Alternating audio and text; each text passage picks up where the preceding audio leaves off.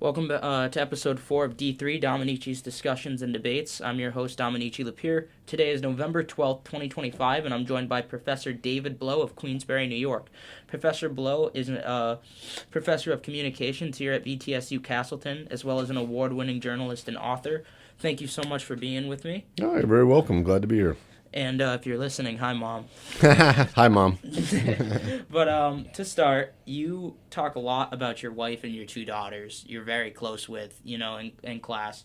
So I wanted to start with how long have you been married? And then how did you meet your wife? Married since 92, so what, Good while. 33 years, I think. And I met her actually at the newspaper that I worked at, the Post-Star in Glens Falls.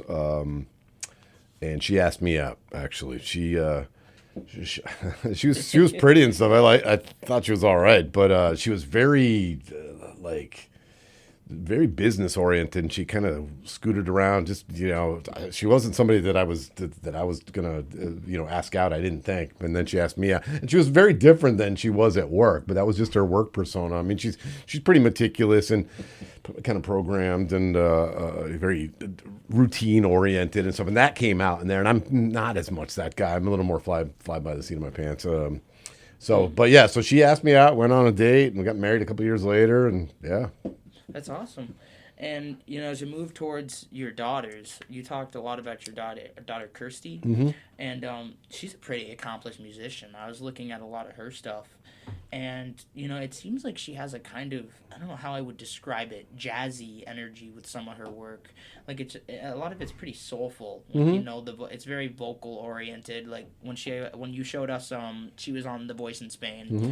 Do you think she drew some of her inspiration for her work and her vibe from, maybe music you and your wife played around her as a kid, or your music taste? Yeah, definitely my taste. I think her and I are very, very similar, which makes it tough because she lives in Spain. So it's a bit of a void that she's there and I'm here. But she was raised on lots of good music, and I'm all over the place in my musical tastes. And but I love the Dead. I love the Rolling Stones and Dylan and Bob Seger and Jackson Brown and the Eagles, and she plays a lot of that stuff when she gigs out. She does a lot of that, but she'll mix in Amy Winehouse and new stuff. Look, the cool thing about having two daughters too is they turn me on to a lot of music that, like Phoebe Bridgers. I never would have found Phoebe Bridgers ever. And I like her, and I like. We've gone to some shows. We love live music too. I try to, whenever they're around, I try to work something into that, But yeah, I think her tastes come from me. I don't have a ton of. I sang a little bit, like in high school and stuff, Mm-hmm. and I love to sing, but I don't play an instrument. No. Kind of a regret. I have to do that in retirement. I have to learn how to play the guitar and stuff. That'd be awesome. Yeah, I really need to. So, also, you haven't talked as much about your other daughter. So, what's her name? What's she doing? Yeah, Sarah. She was more theatrical and stuff. She did a lot of theater stuff in high school. She lives in Brooklyn now Where my dad lives. with her boyfriend.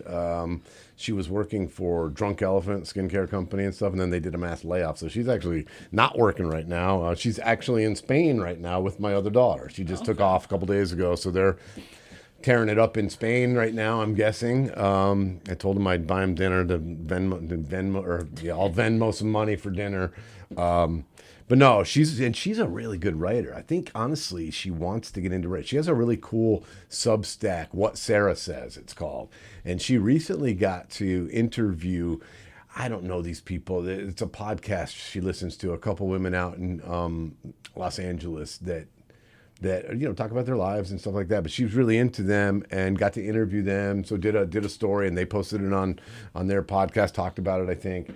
So yeah, I think she wants to pursue writing. And I always say they both went to UVM. I wish she was in one of my classes because I would have loved to work with Sarah because she's a really talented writer, and I'm curious to see where she goes because I think that's the direction she's trying to head into. She's done the skincare PR type stuff for two different companies, and yeah, I think she wants to change. So I'm curious to see where she. That's a fun job, especially the, like you said, blogging, Yeah. self-promoting, things like that. That's a really fun realm to kind of get into. Yeah, and she's all about TikTok and stuff. She's a TikTok queen. She's great at making them. And I'm hoping she helps her sister out, with the voice type thing, and helps promote her a little bit. And I think she would love it if Kirsty got marginally famous and she got to be the manager. I think she would absolutely love that, and she'd probably be good at it too if they could coexist for that long. That would be awesome. That'd be if they could coexist for that long.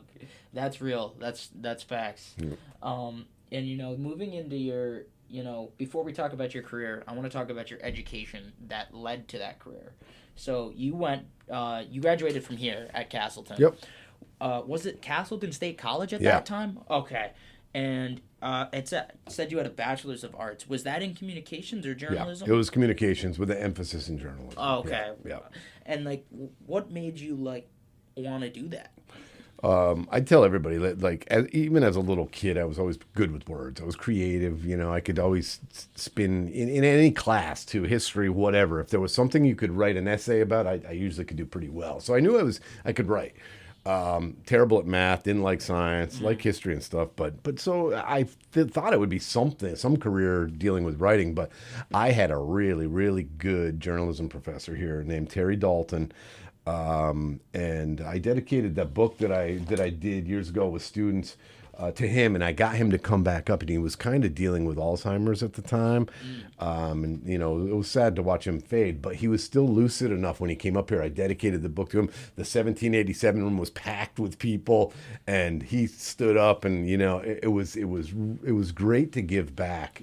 But I tried to be him, and basically I'm kind of him here. He was a journalist for quite a while, and then went into teaching, and I've done the same things. I mean, I really owe a lot to him. And when I first started teaching, he was still teaching, and we did a panel together in Denver for the AEJMC. It's called. It's a journalist. I had a question about that. Yeah, and it was neat to be on the same panel. I mean, I can see myself, if somebody does something like this and I get to go do something with a student, I'm kind of at that point now, So I think it was really cool for him. But yeah, long story longer, he was the inspiration. He brought in a major league pitcher for us to interview, stuff like that, which I try to do with students. You bring in visitors and just try to.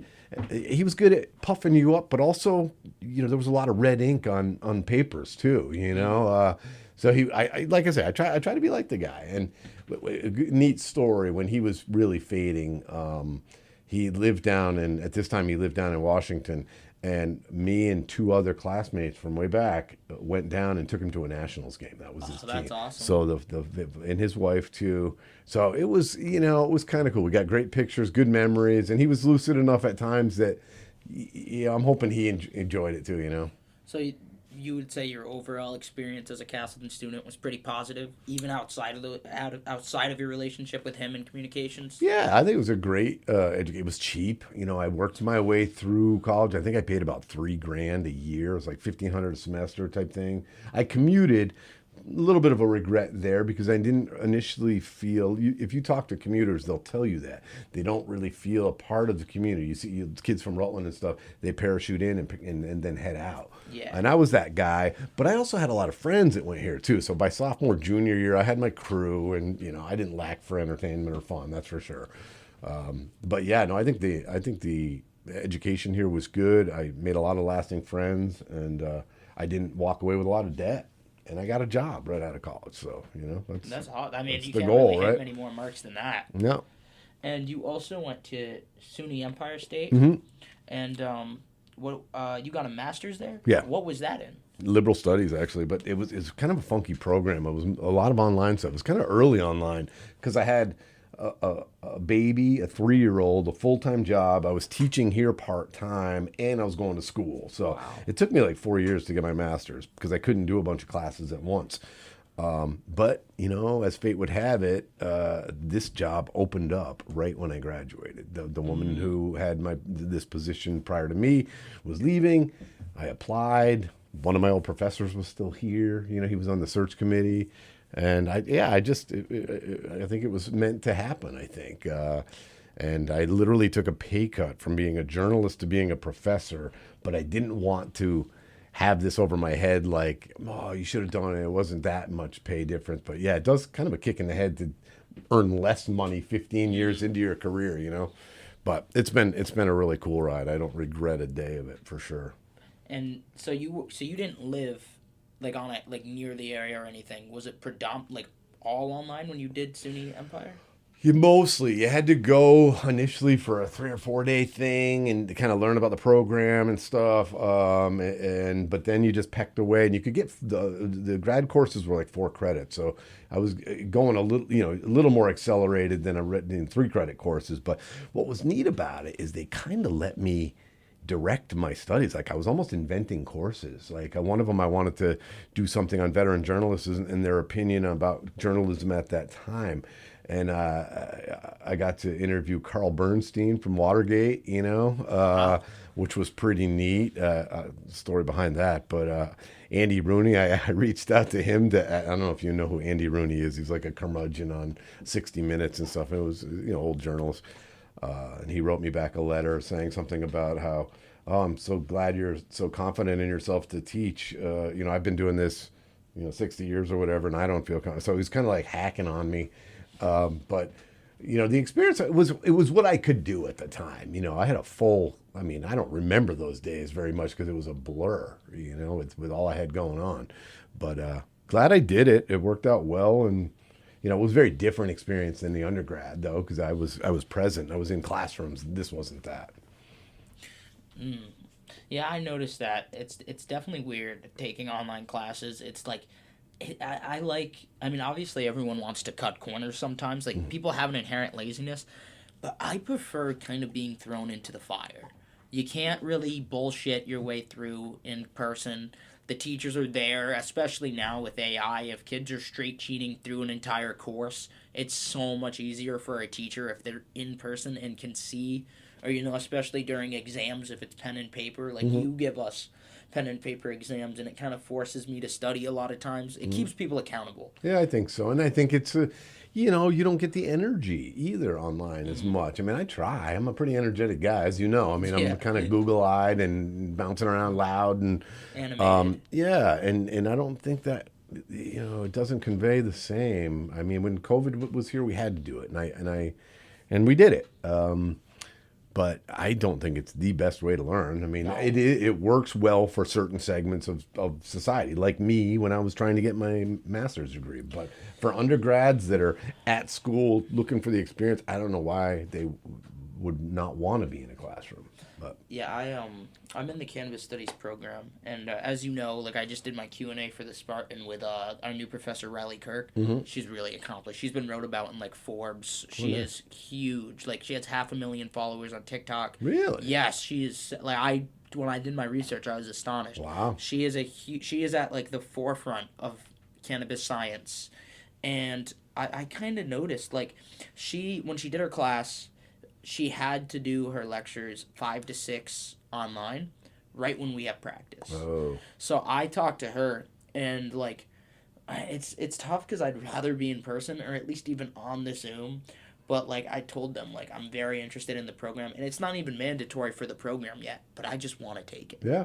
Like, my little sister has epilepsy, and I think it's so interesting to look into people with epilepsy and things with certain conditions like that, with CBD oil and things, because the research is so fascinating, And think about how much research they could have done if it wasn't classified as the hard drug Schedule for all 1. these years. I mean, think of all the research that could have been done. Oh, 100%. It's annoying. Finally, yeah. One thing that gets me on that is, I learned in cannabis culture or cannabis cultivation or not cultivation. What was it? Consciousness and culture with Professor Lamy. We talked about your endocannabinoid system, and in your body, when people get high, regardless of what it is, the chemicals that bond to the THC, that's not like something else. Those receptors are there for that. They exist in your body naturally. and your body I think I forget what it's called. It might be called THC, but your body naturally produces chemicals that I don't know if the term is molecule. I'm not super scientific, Yeah. but like if you look at the shape when they diagram it, it's like one off from THC, and your body produces that. Like everyone has an endocannabinoid system. You cannot smoke your entire life. It is a thing in your body. And the thing to me is, you see, most people don't, and it's crazy. It's like there's your body is designed to, or not designed, but it has a part of its design for marijuana. But the OL in alcohol is literally a Latin suffix for poison, and that is so much more socially accepted around the world. I know. We talked to Joe, and Czech Republic, you go to jail a long time, they catch you with some pot, but you want to go out and drink every night, that's okay. I know. So you can throw poison in your body. And I hate to go on a tangent, but this is really cool. I really think this part is cool. There's a theory that marijuana evolved this way with humans so that it would be cultivated more. And that was one of its adaptations. Like developing the THC and adjusting it every few thousand years over its evolution to adapt to how much we cultivated it and things like that. Oh, interesting. And there's no other plants that really have that kind of theory working. And obviously it's just a theory, but like that's so interesting. Yeah, That's no, it's so wild. I'm crazy. glad that things have changed a bit. I mean, I've told my kids that honestly, I'd rather have them do that than drink. I mean, I find it My parents potentially say the same. less damaging and it's scary. Like I've had 2 friends that have drank themselves to death. And it ends up with vodka. It tends to be the end game, and that's an awful sad way to go. Dude, seriously. It's not cool. And Young guys too. I mean, not young, but one was I think they were both like early 50s, which to me is young. when the average expectancy is like 80 now, that's pretty early. That's crazy. That's it's almost crazy. half of it. And so it's just sad. I agree. Especially I think it's so like normal. Alcoholism is so normalized, and I don't even want to say in America, everywhere. Everywhere. It's just so compared to like people kind of look down on stoners compared to alcoholics, and to me like I don't even think stoners should have a negative connotation. Yeah. I mean, if you're not functioning, there's some stoners that don't do anything. Yeah. And there's some stoners that function and are CEOs and doctors and lawyers and whatever. So it's 100%. Yeah. And moving into your career, just to list some of your accomplishments, I won't go down the entire list. No, but probably not that many to go down. Oh, stop it. I had to cut a good amount out. You were awarded Outstanding New Faculty in 2005 here, and then you got Outstanding Faculty in 2012. So as far as professing, you're very, very accomplished. And then, as we already mentioned, you beat me to it. You had the opportunity to lead that panel about the Gulf Coast oil spill with your old professor, Terry Dalton. And if you want to touch on that real quick, you seemed really enthusiastic about the panel. How did that come to fruition? He was part of that. They do a hot topics panel. This organization does that when they do their conferences, and so you plan that out. It's supposed to be kind of breaking.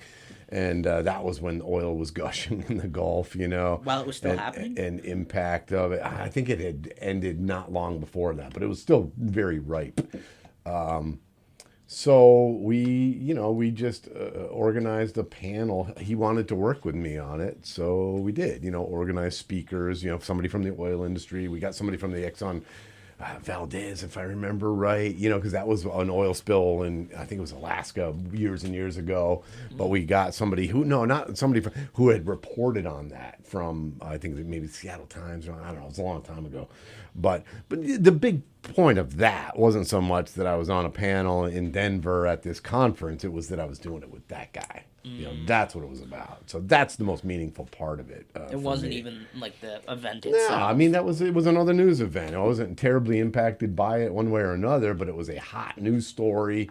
A lot of blame game stuff in the oil industry. Obviously, fossil fuels. It was all that stuff. But no, the main part was working with my mentor, the guy who shaped me. That was the cool thing about that. No, that's awesome. That's great to hear that, especially like you said, there's a lot of red marks on the paper.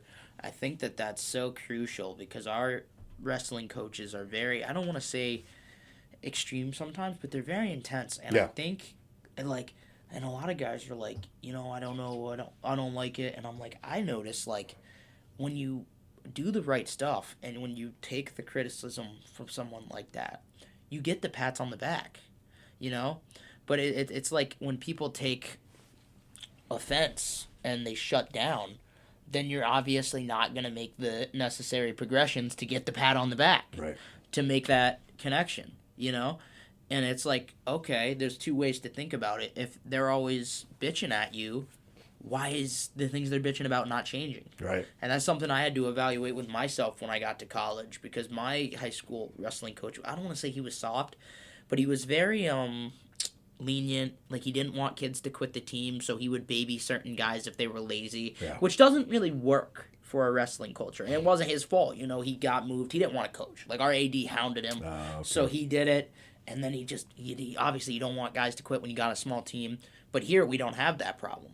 And our coaches, like, we're a nationally ranked team. This is real. This isn't like... So I really think that's real, man. The red marks on the paper, you need that. No, and I try to do a happy medium as a professor, too. It's like I love propping you guys up when you do good stuff. It's fun for me. I love reading good work, I get excited.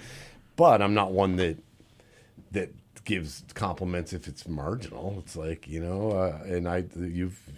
my students who have papers edited from me and stuff, a lot of times there's a lot of black. I don't usually use red because I'm a lot of times editing on the computer, so I just bold stuff. But I love to puff them up. But I think if that's all you do, then they're not helping them out. But if you puff them up when they do good and poke them a little bit when they need poking, I think that's the way you handle it. That's the way I treat you guys like I treat my kids.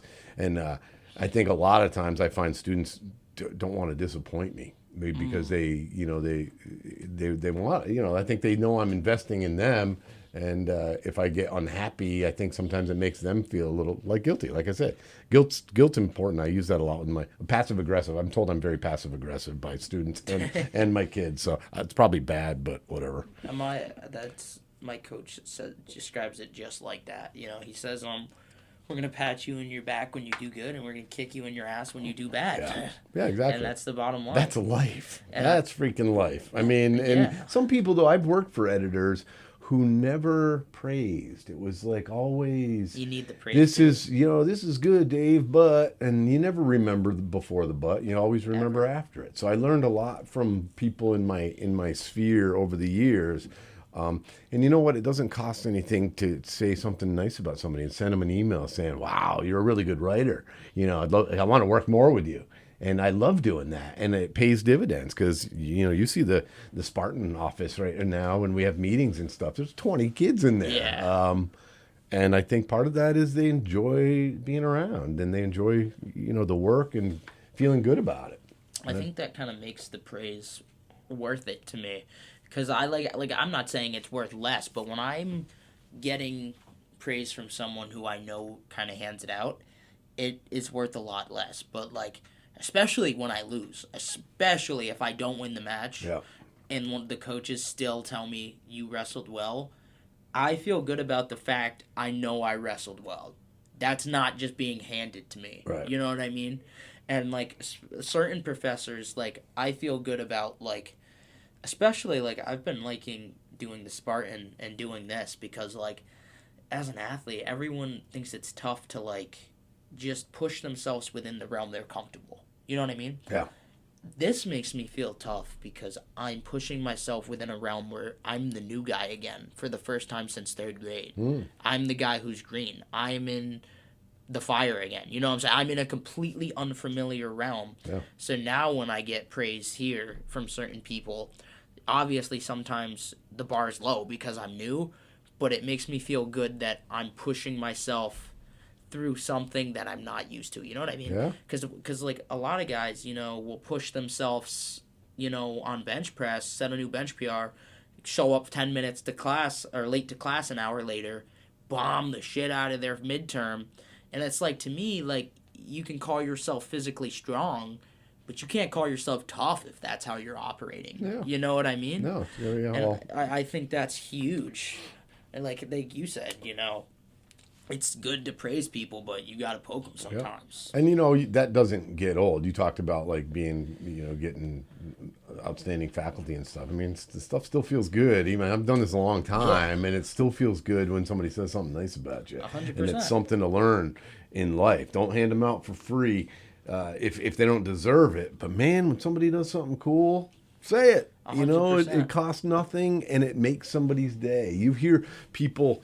A great compliment is when they say, "Oh, when he was talking to you, he feels like you're the only person in the room," something like that. So it's not lip service to people when you're talking to them. You like act interested or be interested, not just act. But I don't know. Those are just human skills that I think a lot of young people these days, because of social media, because of COVID, because of a variety of reasons, I guess, those social skills are lacking sometimes with a lot. But I love to see when they come out, when students recognize that, and then they elevate their game and they start having fun with it.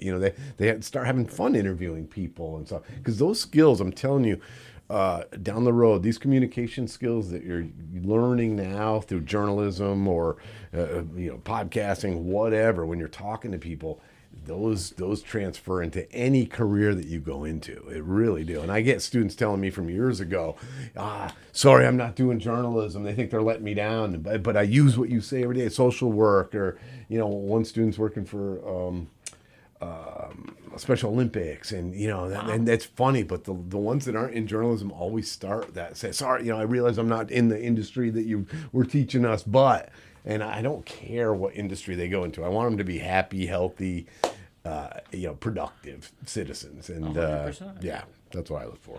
And it's, as you say, your specialty is journalism. That was your concentration in college. Yeah. So you knew you wanted to be in communications. Was there a moment that you knew you wanted to do journalism? Like, did you enter college for a bit, or did you enter into communications and journalism? Was journalism always the plan? No, I think it was taking classes with him, and he, kind of like I do with you guys. I try to, if I see writing talent and they write something, they get published in the Spartan. I wrote for the Spartan, so I would do sports with the Spartan. You can find them in the library. There's old issues of stuff that I wrote way back. I'd go to concerts and review those, and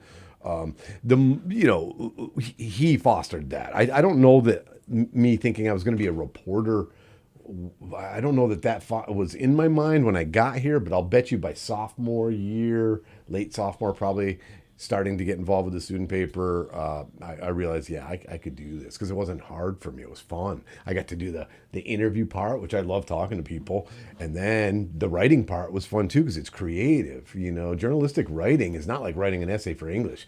You can use one-word sentences, and you can use but and to start a sentence. And, you can write great observational details and have a lot of fun. And I've written so many stories over the years that, and I still love that. I still love being published. I just got to go ahead to write my ski column again this winter. They didn't let me last year because the paper didn't have a freelance budget. Yeah. Oh, okay. But I've done it for years and years, and so it was kind of weird the last year. I had no outlet, so I have my own website now. I'm just, when I feel inspired, I'll put something on that. But it was Terry Dalton was the guy's name. He's the dude that got me interested in this and sprung me, and I don't regret a day. I had a blast in the newsroom. I had a blast being a reporter. As an editor, it wasn't quite as fun, because you're living vicariously through other people. They're the ones going out, getting the stories.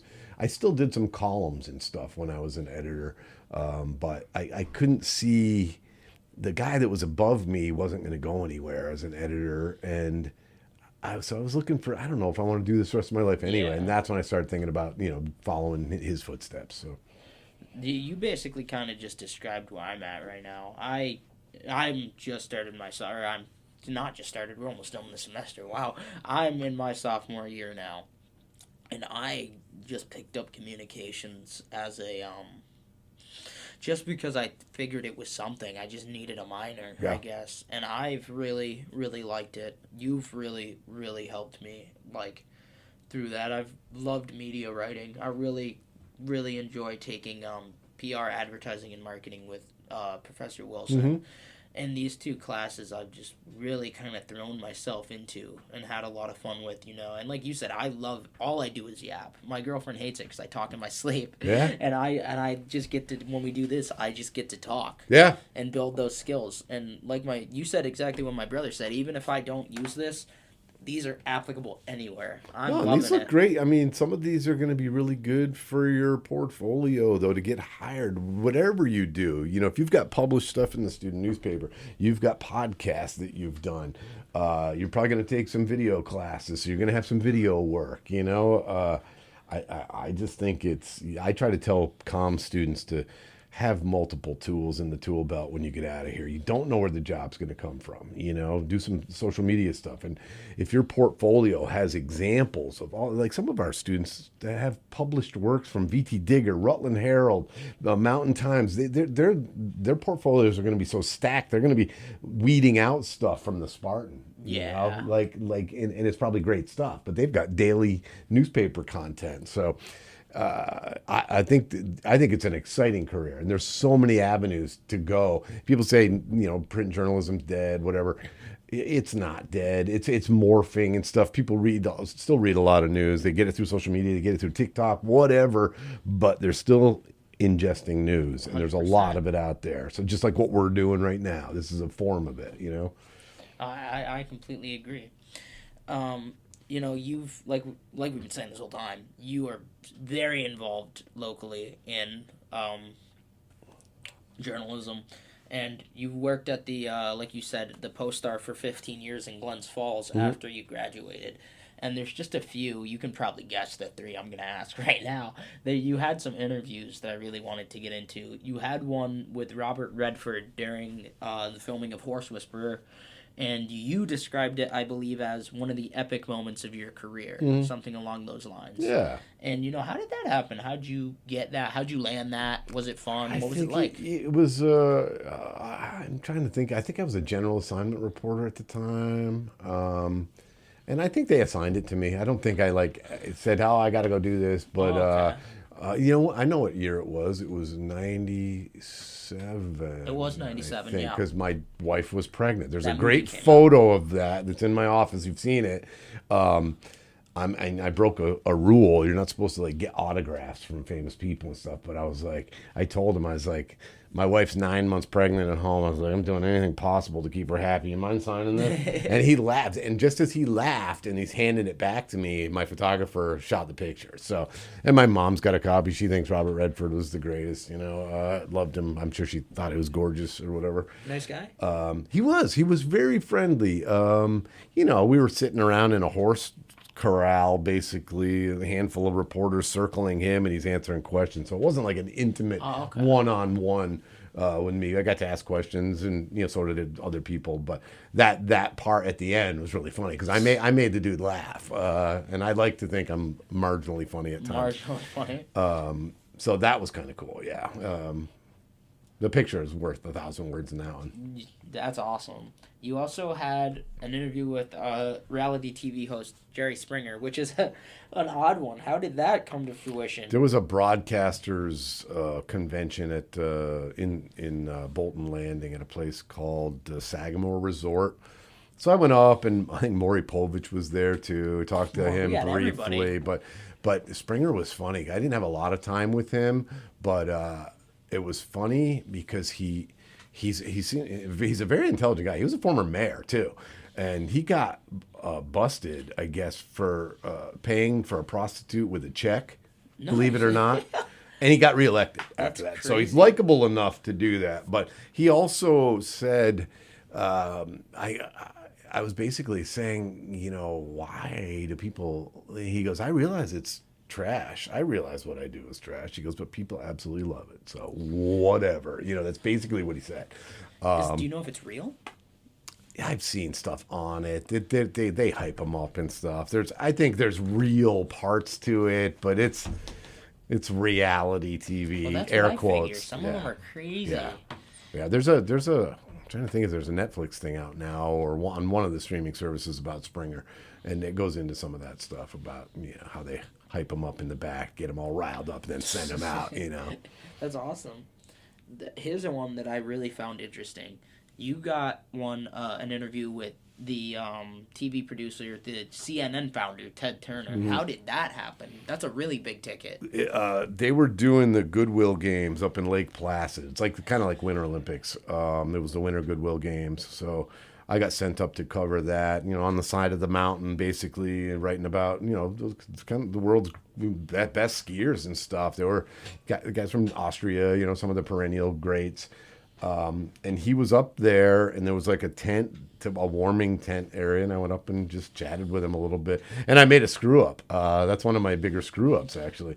I was talking to him, and he said that there's going to be probably a summer Goodwill Games also, and I said something like, "Yeah, and will that be televised too?" I'm like, "Yeah, he owns a yeah, of course it's going to be televised." So that pretty much ended the interview there. That was a stupid question, but sometimes you get tongue tied. We're all human. The governor was there that day too. We chatted with him too, Governor Pataki at the time from New York. Okay. But what year was that? I'm asking you to remember far mid back. Mid '90s, probably Okay. early '90s. Yeah. So that was a before while ago. Cuomo Senior. After. After Cuomo Senior. After. Okay. Yeah. I need to check up on my history. Damn. Yeah. I was gonna say I need to check up on my recall ability, but a lot of years. And as I mentioned to you earlier, I was reading through some of your older articles when doing research for this, and I read that you have a friend who's also named Dave Blow from England. How did you meet the other Dave Blow? This is arguably the greatest story that I've ever written, at least content-wise. But so, England Dave Blow likes to drink. And one night, hammered, Facebook friend requested all the Dave Blows in the world. No. Yep, all that he could find. That's and awesome. I'm the guy that wants to bite on something like that. So, of course, I responded. And we became kind of pen palish, over Facebook Messenger, and Facebook. And my daughter was in Spain at the time. And if I remember right, she met us. I convinced the family to go hang with England Dave Blow. And he lived near Bath, England, which is like, I think it was a couple-hour train ride outside of London. And my youngest daughter was like, "Are you freaking kidding me? We are not going to see, this guy. We don't know if he's a crazy guy, whatever." And I'm like, "I think he's all right. I mean, I don't know. But, we've been talking for years at this point." And they conceded. They agreed to go. And I think Kirsty was in Spain at the time and met us in England. And we took a train out and met him. We had breakfast with him. And it was so funny because, like, we were similar in a lot of ways. And I was talking to him, and I like, what do you listen to for music? And we had some similar music. And I go, what do you like for TV? And he goes, "I love Gold Rush." And I watch Gold Rush religiously. Like, I don't know why. It's like this, I don't know. It's treasure hunt. And when he said that, I was blown away. I was like, "Are you freaking kidding me?" And we went to. He took us to a couple old historic like cider houses. He drinks cider. That's pretty popular where he is. So we went and had a couple. I think I had a cider and then I had some beers. But old, like we're talking centuries ago. These places are from. Went to a couple of those and then went to his hometown pub. It's like a mile from his house. And when we walked in, all of his friends had a mask of his face on it. The chalkboard said, "Who's the real Dave Blow?" And we just proceeded to get housed that night. It was my daughters played music. There was some of his buddies were playing, and like Fleetwood Mac stuff, and my daughters played Hallelujah. They harmonized to it. It was an epic night, and. Yeah, our Uber driver was not happy driving us back to our Airbnb, but because we did not get cheated that night. And then he ended up coming over here with his wife and spent like a week at an inn that my friends owned and went boating on Lake George and stuff. So interesting guy. We've had so much fun. I think it's just a great story. And to me, it's a lesson on dare to try something, go dare to go do something different, take a chance on something. And I consider him a friend, we're not tight, but we still communicate a fair amount. Well, you had already been talking to him for a few years, so it wasn't like you texted him and were like, "Let's go halfway across the world to meet this stranger." You had known him. Exactly. But that's so crazy. And I led the story with something like, "You're about to read what can happen when two quirky guys named Dave Blow, decide to try something different, and their families are crazy enough to go along with it," or something like that. And then I proceeded to tell the story. But that's a wild start. He just got hammered one night and added everyday Blow. Yeah, and he said some of them he had to unfriend because some were really crazy, and nobody he wanted to deal with. So, and for him to call them crazy, that's saying something. Word. That's awesome though. That's really like, wow. Yep, cool story. So that was a lot of the stuff I had on your journalism career, and you've already touched on this a few times, but you were a journalist, and then you wanted to follow in Professor Dalton's footsteps and become a professor yourself. And, when was it that you were like, okay, I'm doing this, I'm getting on board? You said you applied right after you got your master's. Well, it started a little bit before that because my old professor, a guy named Bob Gershon, he was pre-Sam. He was the video guy here. So he was great. And Dalton. Yeah, and Gershon was awesome. He let us play around, with video and having a lot of fun with that. And when I told him I was going to grad school to potentially teach, he said, "How about you come over and teach a class while you're getting there?" So he had me come and teach an ethics class, and I liked it. And think about this: I literally was working as an editor by day. I have a baby. I have a 3-year-old. I'm taking classes, and I'm driving an hour over here to teach I think it was a 1-day-a-week class for 3 hours. And I loved it. One of my students at the time is now the CEO of, I think that's her title, of the VT Digger, Sky Barsh. She's a big deal in Vermont. She's an amazing journalist, and she was in that first class. And, I consider her. Was it media ethics? Yeah. Oh, okay. Yeah. Wow, that was your first ever? Okay. First class, and I loved teaching it. It was a fun class. Back then it was journalism ethics, I think we called it. Okay. But we switched it up to media to get into streaming and other forms of media other than just print journalism. So, but yeah, so he opened the door, and I think I got good reviews. I mean, they kept. I think I taught 2 other classes after that before I graduated. So they knew at least that I could do it, and students, I think, were saying decent stuff about me. So when the job opened up, I applied, and yeah, I got it. Well, I had 2 different questions, but they kind of morphed together due to your previous answers. One of them was what I asked, how did you know you wanted to become a professor? And then the other one was, you knew you wanted to do it here at Castleton. So Castleton was the plan all along. Yeah, I really hadn't I hadn't really thought of going anywhere else. And I don't know, I was probably pretty presumptuous. I mean, the worst thing that would have happened is I didn't teach and I stayed being a journalist, which I liked, I didn't hate it. So, but yeah, it seems like fate. I don't know I think I'm a believer in fate. Things kind of happen the way they're supposed to, I think, although that's tough sometimes. But, yeah, it worked out. And I feel really blessed that I've had 2 careers that I really enjoyed going every day. I mean, even think about what I've done. I've driven 2 hours a day for almost 21 years now. Obviously we have time off and stuff. We have summers, but it's old. That drive's old, but I love the energy I get from you guys. That I still feed off that. And I think students feed off mine too. I hope, that's the goal. I don't know. I definitely feel better when I get a professor like you who's passionate about what they're teaching, because it's hard. It's hard to engage people in a topic, especially if they're not already passionate about it. If you yourself don't seem like you care that much. Exactly. If it seems like you're just regurgitating information, then what should be my incentive for giving a damn? Yeah, I agree.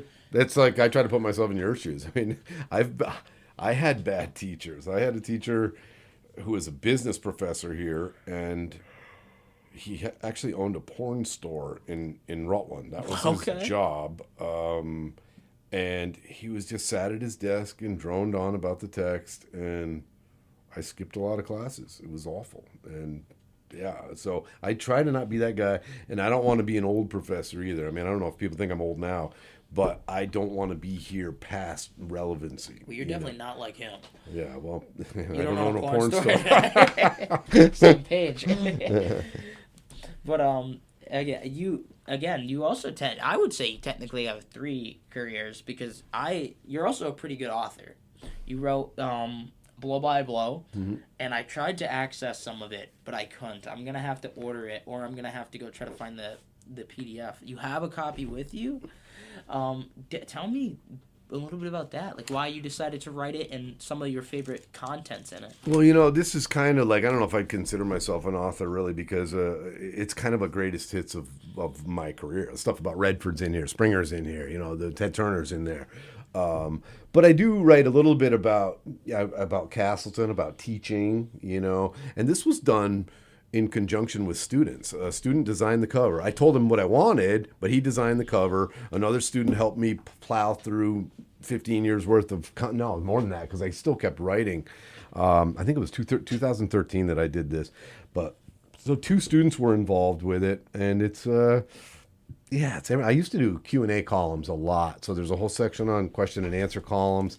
And then it's just like stuff that, that I found to be the highlight. There's one about this old guy, the 80-year-old guy who resurrected an old grist mill, and he brings students in to show the water wheel that grinds the corn and stuff, stuff like that. They make an impression. This woman, a modern day Mother Teresa, I wrote that for the Rutland Herald. This is a girl from Mill River who already was like planning to build schools in Kenya for underprivileged kids, and so it was all what I thought was some of the best stuff that I ever wrote. But what I did with the book that I thought was cool, and people have copied it since, I checked up on them. Like Jimmer Fredette. Do you know who Jimmer Fredette is? Basketball player. He played in the NBA and stuff, but he's a kid from Glens Falls, and I interviewed him as a high school kid. And then he went to the NBA, and he was in the Olympics recently, 3-on-3. He was doing that. He was one of the 3-on-3 guys. But I interviewed him after the fact, and like there was an agent on the other line when I followed up. So I had little italicized notes at the bottom of what has happened since that story with this person. I thought that was kind of a neat hook of it, but yeah. He was from New York? Jimmer, yeah, Glens Falls. They produce New York. Upstate New York produces some good basketball players. Wow. That's one that you want to read. That arguably is my favorite column I ever wrote, because that's my old baseball glove from high school, and my daughter used it when she pitched in high school. Oh, so a lot of years later, and I wrote it. Like the lead sentence, I'm pretty tired, but I'm still very happy. My leather, which was once pristine and soft, is now dry and flaky. I wrote it from the perspective of the glove. And I borrowed that from a guy from Sports Illustrated who wrote about Yankee Stadium, kind of in that same vein. But I loved that column because it was heartfelt. It was kind of cool to see my glove still going. And I'd have to repair it. I'd have to take it to the leather shop because it was just blowing up. It was from the 80s, and she's pitching in the 2000s, the teens probably. So, yeah. So that was kind of a cool one. That's awesome, though. And you also wrote COVID Chronicles, and that one was it was the official title, COVID Chronicles: College Students Navigating Pandemic Life, and that one was about your online class and kind of their plights during the adjustments of online learning. Yeah. So what were some of your what was that like? What were some of your favorite student stories or student? That was from the class you're taking right now. That was media writing. Okay. But what are you gonna do? Like, we're online. People are freaking out. School sucked. Everybody hated life. Period. Right. So I wanted them to purge their souls a little bit. And what they were writing, I mean, one was concerned about her grandmother who got COVID, because everybody didn't know if they're going to die, Another one, I had an Asian student who wrote about walking into stores and how everybody's looking at her differently because the China virus, right? And she was honestly kind of the catalyst that made me want to kick down some money and put this into a book. I wanted to give them something from this crappy time, And I didn't sell tons of copies or anything, but it doesn't even matter. It was like it was something that I thought needed to be done, and hopefully someday it's a little bit of a some sort of historical book about that time and what people were facing, when it's still pretty fresh in people's minds. But there was another kid who talked about being thankful every morning. He's home. He lives on a mountaintop in Vermont. He's snowboarding in the backyard. He was the breath of fresh air in that class. So it was all over the place. Yeah. So there was some positive, a lot of negative, a lot of mental health stuff. But yeah, I thought that was really cool to just give them something. I thought it was, I don't know. Like, yeah, I got a copy of that too. I'll let you borrow both of you if you want to look at them. Thank you. Yeah. And it's definitely it was definitely different. That was such a weird time. Yeah. It's probably going to be weird looking back on that, because I imagine a lot of those experiences are pretty universal.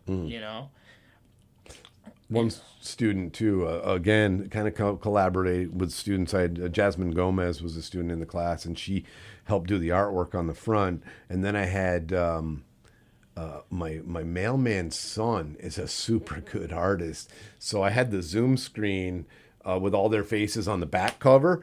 He drew them in pencil, like on the cover, and put masks on them all. So that's what people see on the cover. And I thought it was really powerful, but it was, it's cool. The networking, my mailman's son does my artwork, and it was kind of, to me, it was something positive in a really crappy time. How did you even figure out that your mailman's son was a viable option for that? The mailman was a chatty guy. He fed my dog Bones every day. I'd give him a bottle of water when I'm out by the pool or something in the summer. So, and I think he told me, I'm Facebook friends with him, so he's always promoting his kids' artwork and stuff too. He's a really talented kid. I think he's doing cards for like Marvel and stuff now. Like he's doing, like painting trading cards and stuff, among other stuff. He's super talented. That's awesome, and that's so like it's so wild because like putting your whole experience of life into perspective. You have such a vast I don't know if I want to say vast or so much variety in your experiences of people you've interacted with. As a journalist, you see and get yourself involved with so many different situations. Even as an editor, you get to you see the same things and in any position at a newspaper, and then you did this, which is you probably met you probably have taught by this point thousands of students. Gotta be. What was really cool recently is the editors of the paper wanted to do a meet the editors thing. You probably saw it on social media, right? You saw some of that. And one of them, they wanted to get a picture of me as the advisor. And if you read the comments under it, there was I think there was over 100 comments or likes, comments, whatever. Lots of comments though. From former students, and it was really cool. It makes you feel like you did make a little difference, and that they took a little bit of you with them. That's all I've always asked. Take a little bit of me, put me on your shoulder. If you got a tough question or whatever, you're in a situation, take me with you. And I got the sense that through that, it was validation a little bit. So. This was a question I asked when I did one of my pilot episodes with Professor Derby. Actually, the one that I played in class, I asked this as well. Any students stick out to you that went into journalism, or even not journalism, even PR, advertising, or hell, even something else that really resonate with you, like what they did or the kind of person they are that they stick in your head? Out of all those different faces you've taught, you remember these people. Well, there's a lot of them. I mean, Sophia Buckley Clement right now, the reporter for the Rutland Herald, was one of the most talented reporters that I'd ever taught. And she's gainfully employed with the Herald right now and writing amazing stuff. That's more recent. But, I mean, Olivia Marr, her sister is Ilona, the rugby player from Vermont. You told us that. Yep. So she was really talented on so many levels. And now she's basically managing her sister. She's got a podcast called The House of Mar. I listened to it yesterday because her parents were on, and it was so good. She had just run the New York City Marathon, and her parents were on the podcast, and it was just, I got such a great feeling from seeing them. This is just a cool family, but there's tons of them that went into it and dipped out. Callie Ginter is a student a former student who went and worked for the Keene Sentinel, and they put her in basically the drug beat. She was interviewing heroin addicts and stuff and doing amazing work And she dipped out. She's doing something different now. A lot of them have done it and gone to something else. PR, Courtney Widley is doing really well at Casella Waste here. So yeah, there's a ton of them that have made an. Some go by the wayside. The ones who don't try very hard, sit in the back of the room, and really don't make themselves known to me, or for mediocre work. Then you do forget some of those. But there's a lot of them. Janet Gillette was the first editor of the Spartan when I started. So I'm green. I didn't know design skills that well, so I'm at the mercy of some of these guys and her. And she was a psych major, but she was really into journalism. And she was the first editor of the Spartan, and it looks a lot different than then. We were both green at it, but she used to say one thing that was really cool to me. She was very shy, but she said with a notebook that was like her shield. She was better behind the notebook, and I always told her, it's like they should be worried about you. You're the one asking the questions. You shouldn't be afraid. But yeah, so there's a lot, and I probably omitted a bunch, but there's a few at least. Well, it is nerve-wracking. It is scary, Like, especially because we're live. Like, when I started this, I wanted to do pre-recorded. And I kind of told myself, like I said earlier, like, when you do something, but then you cut out the part that's scary, or you half-ass it, that kind of negates the purpose. Yeah. Like, I'm not saying that if, like, when I do, because I will be doing some pre-recorded episodes and some that just go on the socials and don't get aired here on the Castleton Internet Radio. I'm not saying I'm not going to gain anything out of that, but I feel like I gain so much more from being on the spot. Totally. And it's very... I think it's more valuable to you to do it live like this, for folks to see what you can or can't do, And I feel very vulnerable sometimes, because it's like, it's me. Like, I don't, like I said, I only script the intro and the outro. Mm-hmm. The rest is like when I take the notes, like, I don't even really formulate the questions. Like, I just put author, blow by blow, COVID Chronicles, and then I just read just to remind me of that, kind of like cue cards. Yeah. That's basically what we do. And that's what you should do. It would be robotic if you had everything laid out in question format, I think. I mean, a good interview is a lot of ad-libbing too. You never know where a source is going to take you.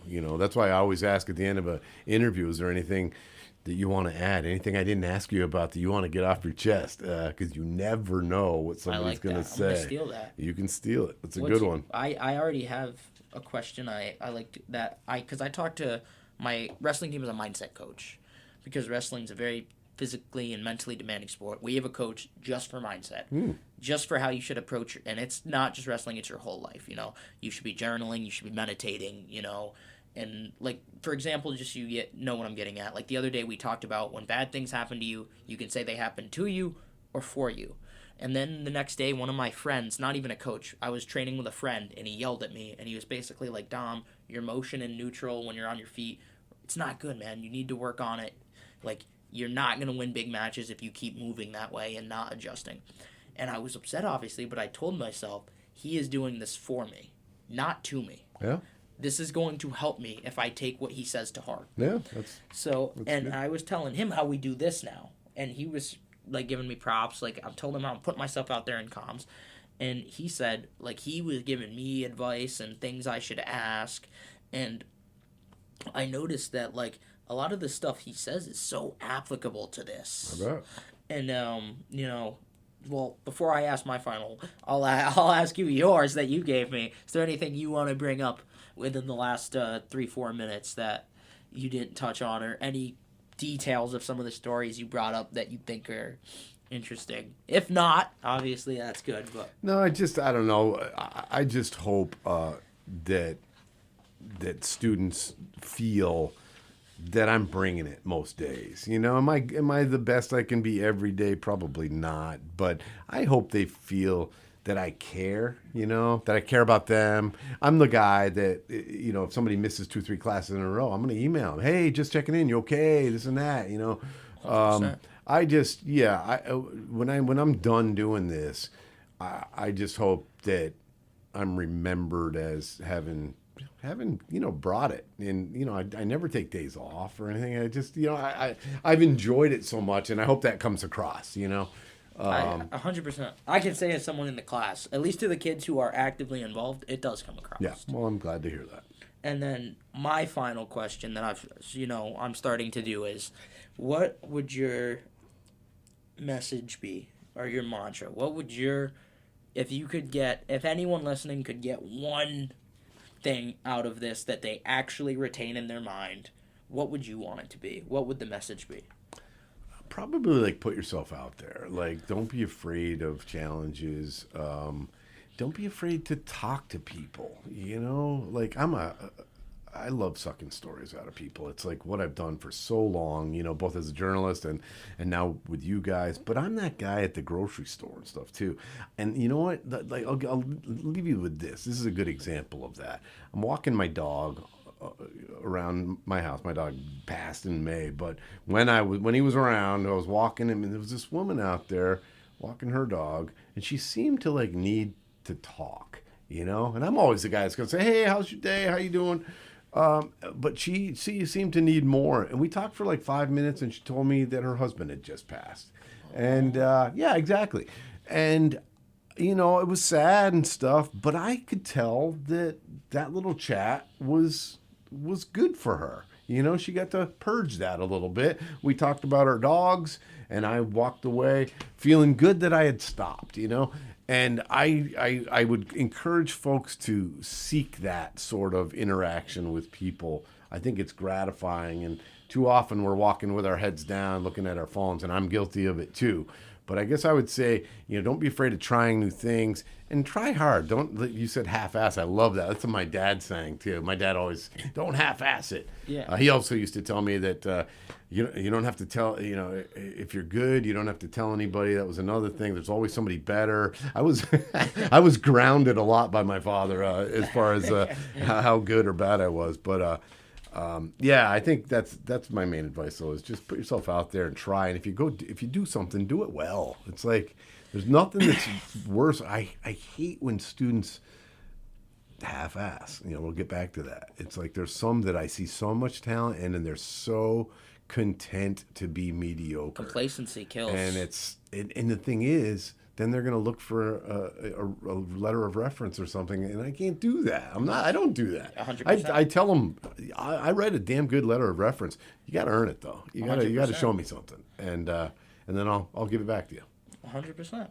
Thank you so much. Thank you for being here. And before we do our outro, I just want to say, consider checking out Professor Blow's work, Blow by Blow, A Quarter Century of Voices from My Notebook, available via Amazon and Apple Books, as well as COVID Chronicles, College Students Navigating Pandemic Life, also available via Amazon. And, you know, if you're also interested in him and a lot of his work, I would consider checking out davidblow.com, seeing what's on there. And this has been Dominici Lapierre and Professor Blow for episode 4 of D3 Dominici's Discussions and Debates, your source of discourse, discord, and everything in between. Please consider checking out our Instagram account at D3 Radio and Podcast, all lowercase, using the number 3, not the word. Also consider subscribing to our YouTube channel for exclusive interviews and access to the pilot episodes. The pilot episodes will be uploaded soon. I'm currently editing them, but we had some technical difficulties with the software. They are in the works, though. They will be up hopefully by the end of the week. I'd rather keep pushing it back than push something out to you guys that I'm not proud of. Sorry. The YouTube username is Dominici's Discussions and Debates, using an ampersand, not the word and. The YouTube handle is D3 Radio and Podcast. That's D-3 with a capital R in radio and a capital P in podcast. The links to each of those are in the bios of the other. We air live and taped episodes via the platform TuneIn Music or Sports and Music, typically 2 p.m. on Tuesdays and 5 p.m. on Thursdays, although our schedule does fluctuate due to my extracurricular and wrestling commitments. And the reason we ran our episode today and not tomorrow is due to the Battle for Green Mountain State wrestling duel Castleton has versus Norwich University. Exhibitions will be starting at 6 p.m. and varsity duel will be beginning at 7 p.m. in Glenbrook Gymnasium on the VTSU Castleton campus. Don't forget to come out and support. Thank you all so much for tuning in. Thank you, Professor Blow, for being here. Very welcome. Enjoyed it. And hopefully we'll see you guys all again very soon. And if you're listening still, I love you, Mom. Bye.